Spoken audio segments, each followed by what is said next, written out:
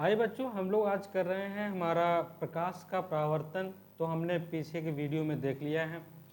आज हम लोग करेंगे प्रकाश की दूसरी फिनोमेना के बारे में, यानी दूसरी घटना के बारे में। तो वह है प्रकाश का अपवर्तन। इससे पहले के वीडियो में हम लोगों ने प्रकाश का परावर्तन पूरा के पूरा कवर किया है बच्चों। तो अगर आप लोगों ने वो वीडियो अभी तक नहीं देखा है तो प्लीज़ आप मेरे चैनल के प्लेलिस्ट में जाइए, वहाँ पर आपको मिल जाएगा वो वीडियो। ठीक है। तो मैंने क्या किया है, वहाँ तक की चीज़ों को मैंने क्लियरली समझा दिया, रिवीजन करवा दिया, क्योंकि हम लोग रिवीजन कर रहे हैं। अभी आप लोगों का कुछ समय के बाद एग्जाम्स है, इसलिए चैप्टर वाइज चैप्टर्स, हर एक चैप्टर का मैं रिवीजन कराने की कोशिश कर रहा हूँ। और वीक एंड 10 डेज में पूरा रिवीजन जो है वो आपका कंप्लीट हो जाएगा। बहुत शॉर्ट वीडियोज़ रहते हैं, 15-20 मिनट्स के वीडियोज़ रहते हैं, बहुत ज़्यादा बड़े बड़े वीडियोज़ रहते नहीं है। तो आप एक वीडियोज़ में अगर चैप्टर बड़ा होता है तो उसके लिए 2 वीडियोज़ बना देता हूँ मैं, छोटे छोटे वीडियोज़ करके।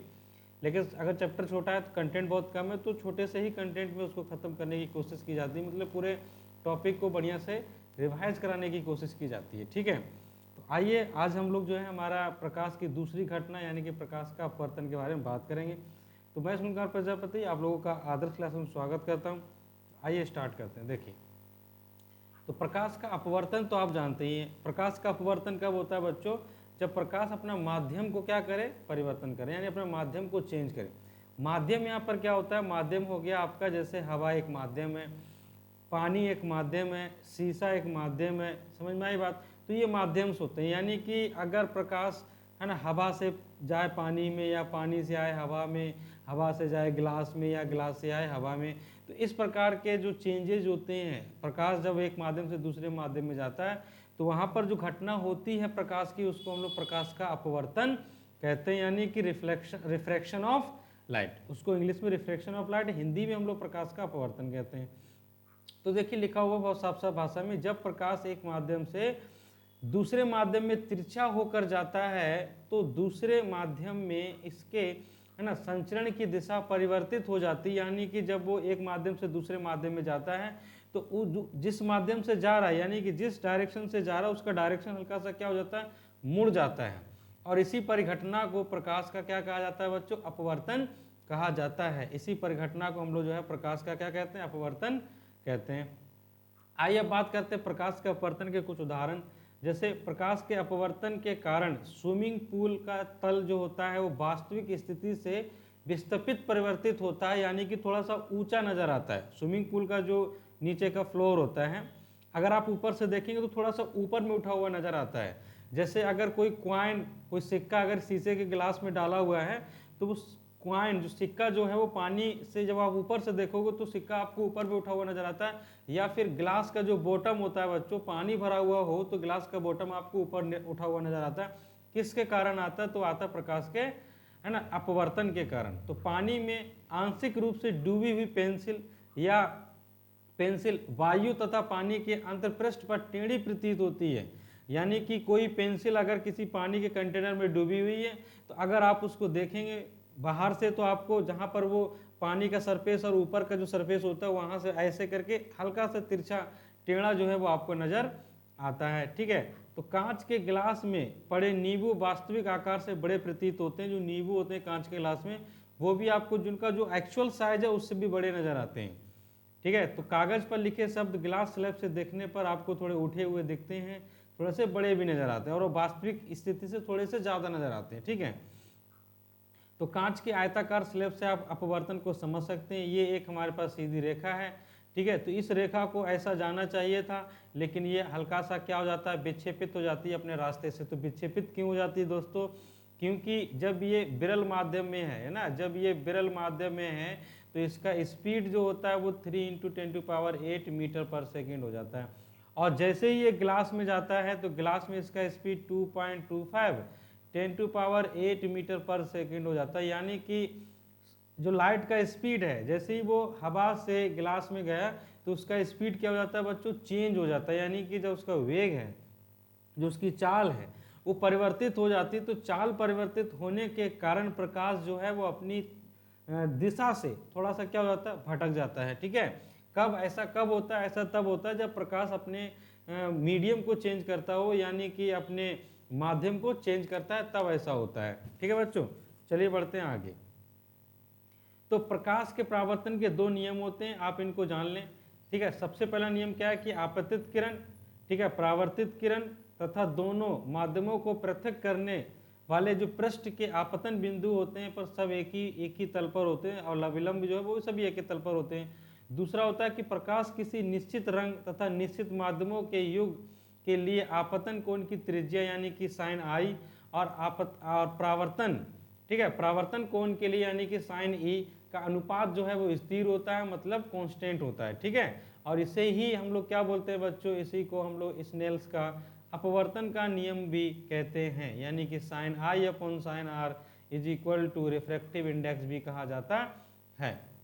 तो अपवर्तनांक को अगर डिफाइन किया जाए तो n इज इक्वल टू क्या हो गया, माध्यम 1 में प्रकाश की चाल और माध्यम 2 में प्रकाश की चाल। तो देखिए यहाँ पर ये लिखा हुआ है n21, तो n21 का मतलब क्या हो गया, ठीक है, n21 का मतलब हो गया कि माध्यम 2 में, है ना, माध्यम 2 का माध्यम 1 यानी कि माध्यम 2 का माध्यम 1 के सापेक्ष, है ना, अपवर्तनांक, माध्यम 2 का माध्यम 1 के, है ना, सापेक्ष अपवर्तनांक। मतलब कहने का ये हुआ कि अगर मान के चलिए ये हवा है ना, ये हवा है और इसके नीचे क्या है ना, इसके नीचे जो है वो कांच है, इसके नीचे वाला जो मान के चलो माध्यम आपका कांच है।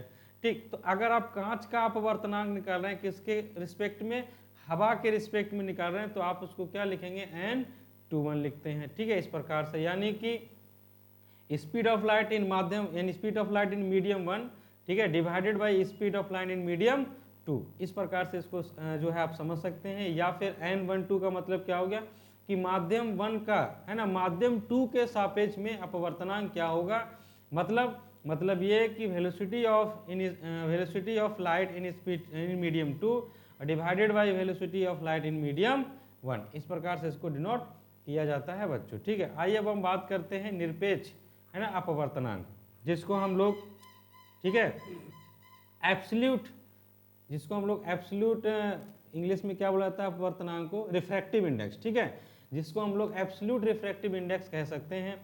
तो यदि माध्यम 1 निर्वात या बस वायु है, यानी कि माध्यम 1 जो निर्वात या वायु, कहने का मतलब क्या हुआ, या तो वैक्यूम हो जहाँ पर हवा ना हो या फिर वायु हो, और माध्यम 2 का अपवर्तनांक निर्वात के, है ना, सापेक्ष माना जाता है, तो यह माध्यम का निरपेक्ष अपवर्तनांक कहलाता है, यानी एब्सोल्यूट रिफ्रैक्टिव इंडेक्स कहलाता है। तो इन्होंने साफ साफ आपसे कह दिया कि माध्यम 1 जो है या तो निर्वात हो या वायु हो, तब जाकर के माध्यम 2 का जो अपवर्तनांक होता है, ठीक है, किसके सापेक्ष में, तो निर्वात के सापेक्ष में जो उसका अपवर्तनांक होता है वो क्या होगा आपका, ठीक है, वही आपका निरपेक्ष अपवर्तनांक कहलाता है, जिसको हम लोग n से डिनोट करते हैं, और ये होता है आपका c/v। c/v कहने का मतलब क्या होगा, speed of light in the air, speed of light in the air, या फिर स्पीड ऑफ लाइट, ठीक है, इन द आपका वैक्यूम, और divided by the speed of light in the medium. जबकि आप स्पीड ऑफ लाइट जा रहे हैं एयर में कितना होता है, 3 × 10⁸ मीटर पर सेकेंड होता है। तो हीरे का जो अपवर्तनांक है वो सबसे अधिक होता है, क्योंकि हीरे का अपवर्तनांक आपका 242 होता है। इसका तात्पर्य यह है कि प्रकाश की चाल 1/242 गुना कम हीरे में निर्वात की अपेक्षा होता है, यानी कि निर्वात में उसका चाल जो है वो 3 × 10⁸ मीटर पर सेकेंड होता है, और अगर आप इसको 242 से भागा दे दीजिए, भागा देने के बाद जो आंसर आएगा वो आपकी स्पीड होगी, किस में, है ना, किस में होगी, तो हीरे में होगी। किसकी स्पीड होगी, लाइट की, यानी प्रकाश की स्पीड हीरे में होगी। इतनी कम स्पीड जो है प्रकाश की हीरे में हो जाती है। प्रकाशित सघन माध्यम, ठीक है, दो माध्यमों की तुलना करते समय अधिक अपवर्तनांक वाला माध्यम दूसरे की अपेक्षा, है ना, दूसरे की अपेक्षा प्रकाशित सघन माध्य होता है, यानी कि जब हम दो माध्यम की तुलना करते हैं तो उस समय हम लोग अपवर्तनांक वाला माध्यम जो होता है दूसरे की अपेक्षा प्रकाशित सघन माध्य कहलाता है। तो प्रकाशित विरल माध्य किसको कहते हैं, दो माध्यमों की तुलना करते समय कम अपवर्तनांक वाला जो माध्यम होता है उसको प्रकाशित, हम लोग प्रकाशिक विरल माध्यम भी कहते हैं। समझ में आई बात। चलिए, ये सभी नोट्स हैं, अगर आपको इन सभी नोट्स का अगर आपको पीडीएफ चाहिए तो मेरे चैनल के डिस्क्रिप्शन में, यानी कि जो वीडियो का डिस्क्रिप्शन होगा उसमें एक टेलीग्राम का आपको लिंक मिलेगा, आप उसको ज्वाइन कर लीजिए, वहाँ पर आपको इसकी पीडीएफ उपलब्ध मिल जाएगी। ठीक है, तो जब प्रकाश की, है ना, जब प्रकाश की किरण विरल माध्यम से सघन माध्यम में जाती है तो उसकी चाल धीमी हो जाती है तथा अविलंब की ओर झुक जाती है।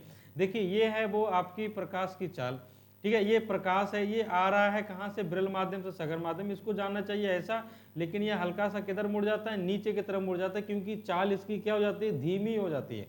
कैसी हो जाती है, धीमी हो जाती है, इसलिए वो अविलंब की तरफ झुक जाता है बच्चों। किधर झुक जाता है, अविलंब की तरफ, ठीक है। दूसरा है कि जब प्रकाश की किरण सघन माध्यम से विरल माध्यम में जाती है तो इसकी चाल बढ़ जाती है, यानी कि प्रकाश की जो किरण है जब वो सघन माध्यम से विरल माध्यम में जाती है तो उसकी चाल बढ़ जाती है, इसलिए वो अविलंब से दूर हट जाती है। यानी ये देखिए, ये प्रकाश की लाइट है, इसको आना चाहिए था सीधा ऐसे करके, ठीक है, इसको सीधा आना चाहिए था, लेकिन सीधा ना आकर के ये ऊपर की तरफ मुड़ जाता है। ये ऊपर की तरफ क्या कर जाता है, मुड़ जाता है, ठीक है। समझ में आई बात, क्यों ऐसा हो जाता है, ऐसा इसलिए होता है क्योंकि उसकी जो चाल है वो बढ़ जाती है। जब वो सघन माध्यम से विरल माध्यम में जाती है तो उसकी चाल क्या हो जाती है, बढ़ जाती है, इसलिए प्रकाश जो है वो आपका अविलंब से दूर चला जाता है।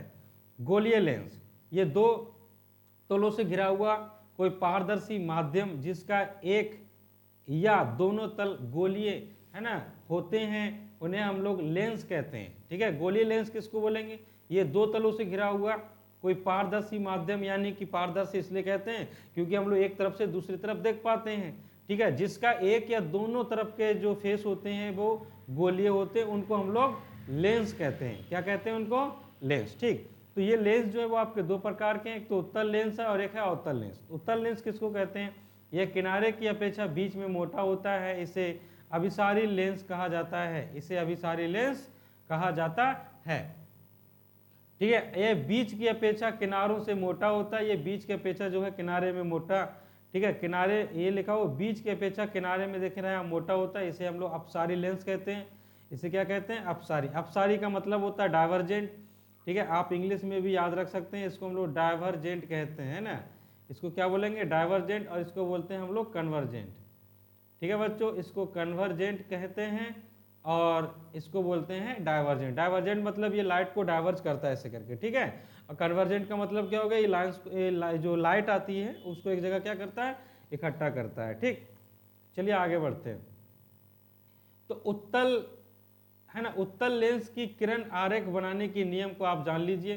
तो बीम से मुख्य अक्ष के समांतर आने वाली कोई प्रकाश की किरण उत्तल लेंस से उत्तल लेंस से अपवर्तन के पश्चात जो है वो लेंस की दूसरी ओर जो मुख्य फोकस होती है उधर से गुजरता है। अगर ये लाइन मुख्य अक्ष के समांतर है तो अपवर्तन होने के बाद ये फोकस से गुजरेगी, और मुख्य अक्ष से गुजरने वाली प्रकाश किरण, ठीक है, मुख्य अक्ष से गुजरने वाली है ना प्रकाश किरण उत्तल दर्पण से अपवर्तन के पश्चात मुख्य अक्ष के समांतर, ठीक है, निर्गत करती है। क्या करती है, उसके जस्ट समांतर निर्गत करती है। देखिए ये है आपके मुख्य फोकस से गुजरने वाली, ठीक है, और ये जब अपवर्तन हो जाएगा इसका तो अपवर्तन के बाद ये मुख्य अक्ष के क्या हो जाती है, समांतर हो जाती है।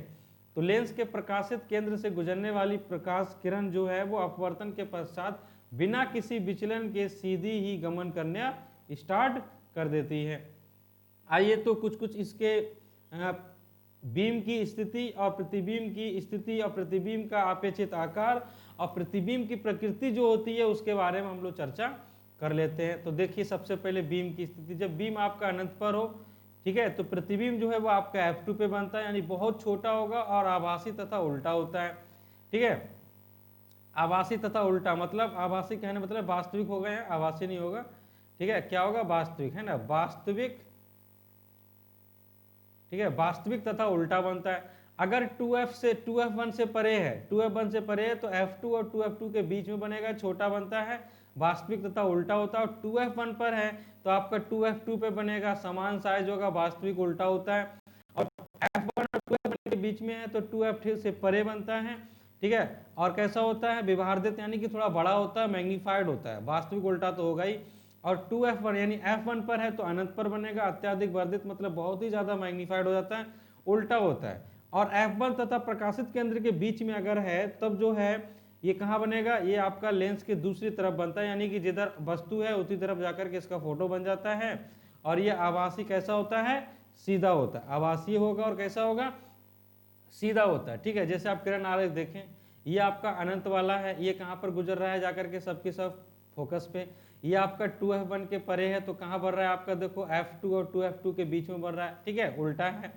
सेम उसी प्रकार से आप इधर देखें, ये आप देख रहे हैं कि 2f1 पर है, तो ये कहाँ पर बना है जाकर के आपका, ठीक है, 2f2 पे बना है, समान साइज का बनेगा, उल्टा बनाता है, वास्तविक होता है।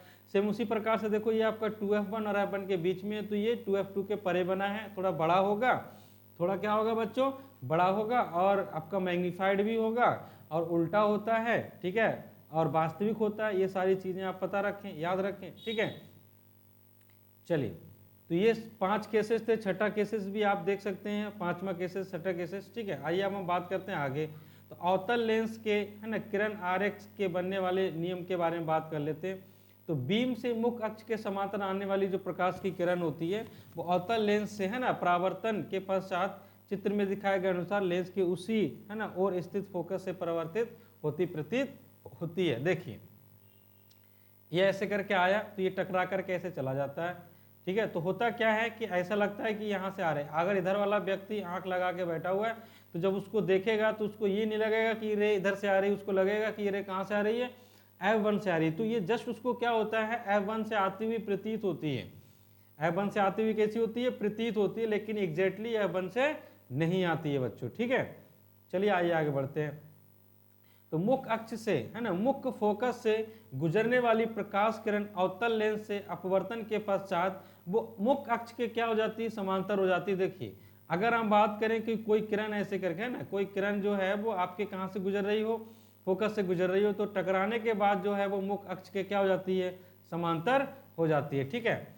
दूसरी बात करते हैं, लेंस के प्रकाशित केंद्र से अगर कोई किरण गुजरती है, तो अपवर्तन के पश्चात वो बिना किसी विचलन के वो सीधी निर्गत होती हुई वापस चली जाती है और सीधी पास हो जाती है, ठीक है। आइए इसके बीम के बारे में बात कर लेते हैं। अनंत पर होगा तो F1 पर बनता है, अनंत तथा लेंस के बीच में होगा तो F1 और O के बीच में ही बनता है। अत्यधिक छोटा तो होता है ये, लेकिन आभासी भी होगा, आभासी और सीधा प्रतिबिंब इसका बनता है। तो आप पहला केस देख सकते हैं, ये F1 पे बन रहा है, कहाँ बन रहा है, ये F1 पर बन रहा है। दूसरा केस आप देख सकते हैं, ये दूसरा केस है, ठीक है। ये हमने जब F1 और O के बीच में रखा है तो आकर के आपका, ठीक है, ये 2F1 है, ये F1 है, यानी F फोकस, और आपका जो प्रकाशित केंद्र है, ऑप्टिकल सेंटर जिसको कहते हैं, उसके बीच में जो है आपका प्रतिबिंब बन रहा है, ठीक है। ये किरण ऐसे आएगी, यहाँ से ये फोकस से आएगी, टकरा के ऐसे चली जाएगी, तो ये आता हुआ क्या होता है, प्रतीत। जब भी कोई व्यक्ति इधर देखेगा तो उसको ये वाली जो किरण है वो इधर से आते हुए प्रतीत होती है, इसलिए ये इमेज यहाँ कटेगा, यानी कि यहाँ दोनों लाइन आपस में प्रतिच्छेद करेंगी, तो यहाँ पर जो है बीम का प्रतिबिंब बन जाता है, ठीक है।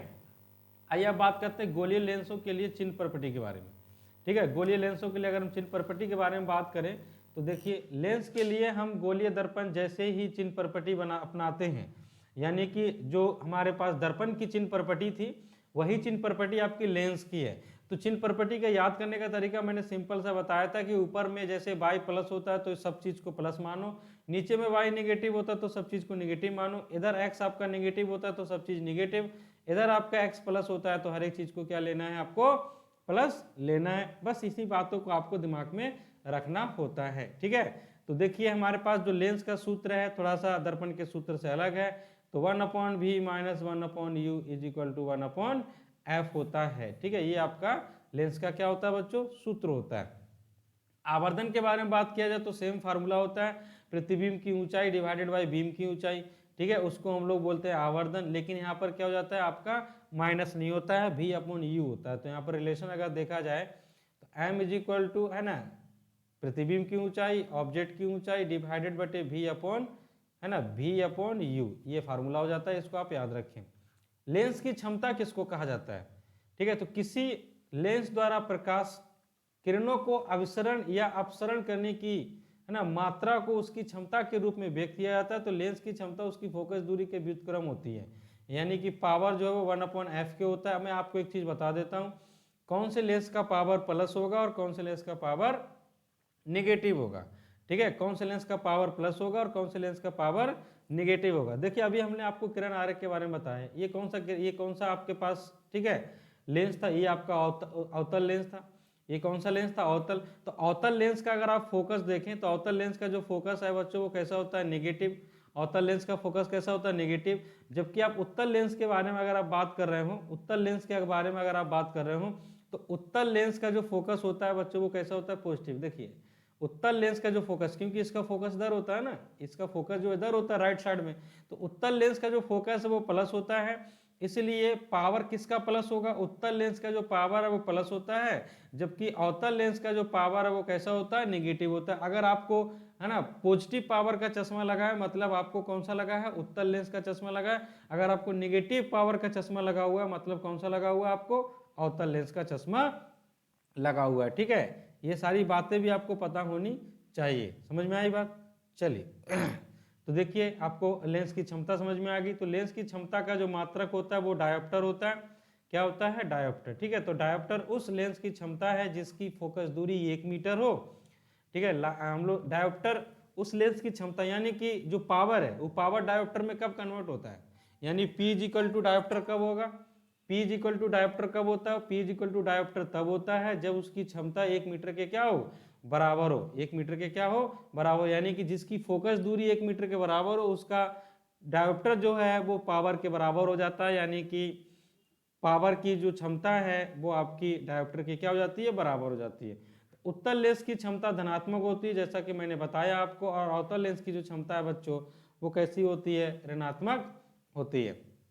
तो अनेक प्रकाशित यंत्रों में कई लेंस लगे होते हैं जिन्हें प्रतिबिंब को अधिक आवर्धित या सुस्पष्ट है ना सुस्पष्ट बनाने के लिए संयोजित किया जाता है। तो संपर्क में लगे लेंसों की क्षमता को अगर निकालना हो तो प्रत्येक क्षमताओं का बीजगणितीय क्या होता है, P1 plus P2 plus P3, यानी कि बहुत सारे लेंसेज को जोड़ करके जो है एक ऑप्टिकल इंस्ट्रूमेंट बनाया जाता है जिसकी मदद से हम और ज़्यादा चीज़ों को जूम करके देख सकें।